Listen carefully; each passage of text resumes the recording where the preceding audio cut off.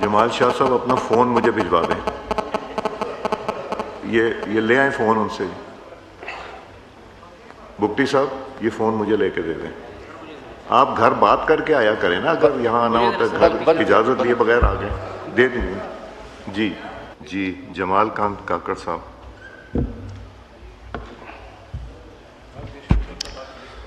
بسم اللہ الرحمن الرحیم. شکریہ جناب اسپیکر صاحب کہ آپ نے مجھے بجٹ میں بولنے کا موقع دیا. ان حالات میں بہت بہترین بجٹ پیش کیا گیا.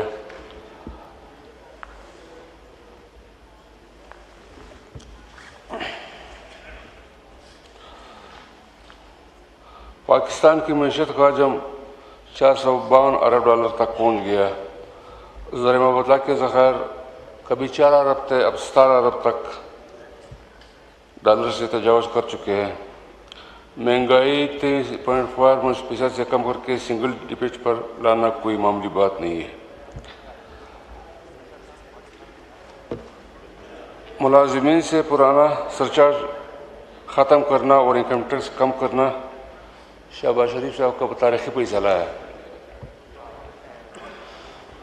جناب اسپیکر, بلوچستان کے حوالے سے میں کچھ تجاویز دینا چاہتا ہوں, کیونکہ بلوچستان آج جس حال میں جی رہا ہے, جب تک بلوچستان خوشحال نہیں ہوگا تو پورا ملک خوشحال نہیں ہو سکتا ہے. جب بلوچستان ترقی کرے گا تو پاکستان بھی ترقی کرے گا. اس وقت بلوچستان میں 90% عوام محب وطن ہے جو بہت تکلیف سے زندگی گزار رہا ہے.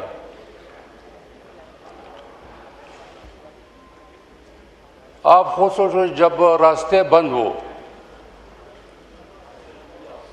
کوئی بائی روڈ سفر نہ کر سکے, ٹرین بند ہو, اسپتال بند ہو, موبائل نیٹ ورک بند ہو, تو وہاں لوگ کیا کریں گے؟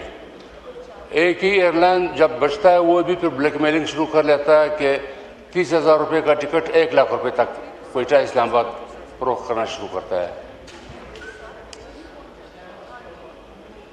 تو لہٰذا میں حکومت شہباز شریف صاحب سے, فائنانس منسٹر صاحب سے, حسن اقبال صاحب سے ریکویسٹ کرتا ہوں کہ اس بجٹ میں بلوچستان کو ترجیح دی جائے.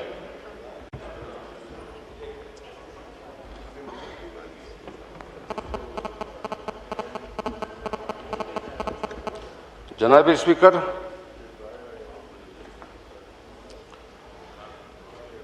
یہ خوشی کی بات ہے کہ کراچی چمن شاہراہ کے لیے فنڈز مختص کیا گیا ہے. جمال شاہ صاحب اپنا فون مجھے بھجوا دیں. یہ لے آئیں فون ان سے. بگٹی صاحب یہ فون مجھے لے کے دے دیں. آپ گھر بات کر کے آیا کریں نا, اگر یہاں آنا ہوتا ہے گھر اجازت لیے بغیر آ گئے. دے دیں گے. جی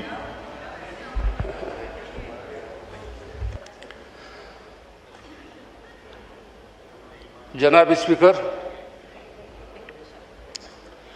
کوئٹہ بلوچستان کا کیپٹل ہے, 30 لاکھ آبادی والا شہر ہے. تمام بلوچستان کے اضلاع کی نمائندگی وہاں موجود ہے.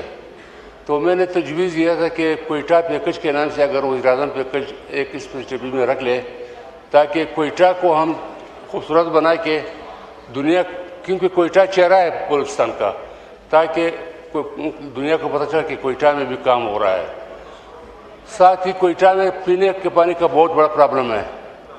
منگی ڈیم اور ایک اور ڈیم, اس کے لیے بھی کچھ رقم مختص کیا جائے تاکہ کوئٹہ کا پانی کا مسئلہ حل ہو جائے. اور کوئٹہ میں جو بجلی کا نظام ہے, اکثر فیڈر خسالات ہے, ان کے لیے بھی کچھ پیسے رکھے جائے کیسکو کے لیے. اور ساتھ جناب اسپیکر, کچلا روب روڈ جو نواز شریف صاحب نے افتتاح کیا تھا, پچھلے 3-4 سال سے اس میں کام نہ ہونے کے برابر ہے. N50 جس کی ٹوٹل لمبائی 305 کلومیٹر ہے.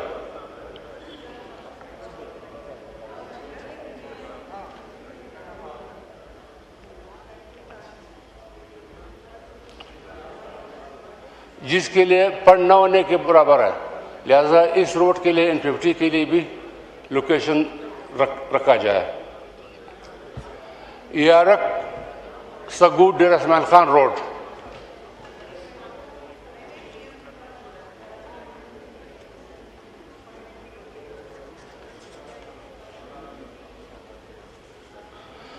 یارک سگو روب روڈ, یہ 3-4 سال سے اس پہ کام نہ ہونے کے برابر ہے, تو اس روڈ کو بھی ترجیح دی جائے اور ان کے لیے بھی فنڈ رکھا جائے. اور اس کے ساتھ رو بائی پاس اسی روڈ کا حصہ ہے N50 کا, وہ بھی کام بند پڑا ہوا ہے. مختر مرغا روڈ کے لیے بھی فنڈ رکھا جائے, اور ساتھ روب کمردن روڈ کے لیے بھی جو بارڈر تک جاتا ہے اس کے لیے بھی فنڈ رکھا جائے.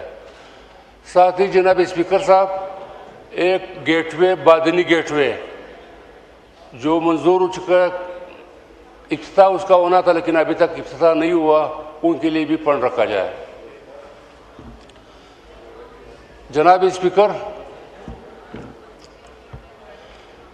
اگر بلوچستان کے ان حالات میں لا اینڈ آرڈر کے حوالے سے تھوڑا سا ترجیح دی جائے, اور بلوچستانیوں کے لیے اس وقت وہاں پہ لا اینڈ آرڈر کا پوزیشن یہ ہے کہ کوئی روڈ محفوظ نہیں ہے. ٹرانسپورٹ اور تاجر برادری نے اور دکانداروں نے, چیمبر آف کامرس نے پچھلے دنوں بھی ہڑتال کیا تھا, پورا بلوچستان کو بند کیا تھا. وہ صرف ایک بات کرتا ہے کہ ہمیں امن دے.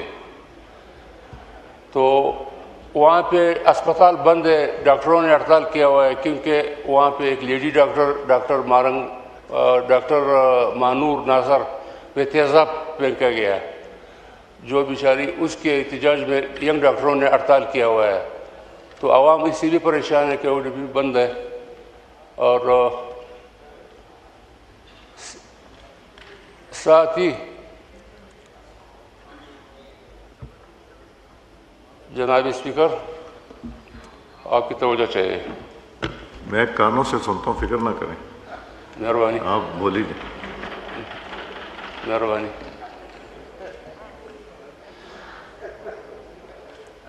تو جتنی بھی شاہراہیں ہیں, اور ایک ٹرین انگریز کے وقت سے چل رہا تھا بوستان ٹو روب.